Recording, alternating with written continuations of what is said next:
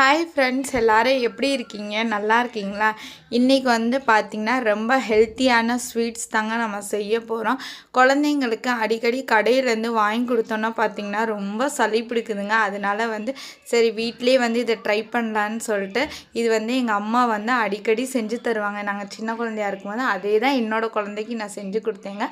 அரிசியை வந்து நல்லா பொன்னிறமாக வறுத்துடணுங்க. நம்ம சாப்பாடோட அரிசி தாங்க. அதுக்கப்புறம் பார்த்திங்கன்னா உங்களோட ஸ்வீட் தக்குனா வெல்லத்தை போட்டு தண்ணி ஊற்றி நல்லா அதை கொதிக்க விட்டுறணுங்க. அப்புறம் பார்த்திங்கன்னா அந்த அரிசி வந்து நல்லா ஆறுனதுக்கப்புறம் வந்து நம்மளோட ரவை பார்த்திங்கன்னா ரவை பக்குவத்துக்கு அரைச்சாதாங்க நல்லாயிருக்கும். ரொம்பவும் மாவு போல் அரைச்சா இது நல்லாவே இருக்கவே இருக்காது. அதனால் வந்து ரவை பக்குவத்துக்கு அரைங்க, ரொம்ப சூப்பராக இருக்குங்க. அரைச்சதுக்கப்புறம் பார்த்திங்கன்னா தண்ணி வந்து நல்லா அந்த பக்கத்து வெல்லத்தில் தண்ணி வந்து நல்லா கொதித்ததுக்கப்புறம் கட்டி விடாமல் கிண்டணுங்க. அதுதான் இதில் இருக்குது. கட்டி விட்டால் அது நல்லாவே இருக்காதுங்க. அதுக்கப்புறம் தேங்காய் வந்து தேங்காய் எடுத்து வச்சுட்டு அதையும் நல்லா மிக்சியில் அரைச்சிடணும்.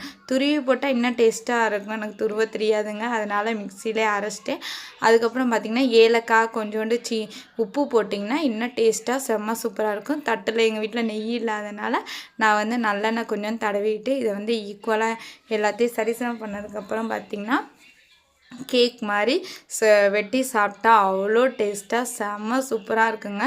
எங்கள் வீட்டில் எங்கள் அம்மா அடிக்கடி மழை பெஞ்சால் எங்கள் வீட்டில் இதாங்க எங்களுக்கு செஞ்சு தருவாங்க. நீங்களும் அதை ட்ரை பண்ணி பாருங்கள், செம்ம சூப்பராக இருந்துச்சுங்க. என்னோடய குழந்தைங்க நான் செஞ்சு முடிக்கிறக்குள்ள குழந்தைங்க வந்துட்டாங்க, சாப்பிட்டாங்க. ஓகே ஃப்ரெண்ட்ஸ், நீங்கள் ட்ரை பண்ணி பாருங்கள். பாய்.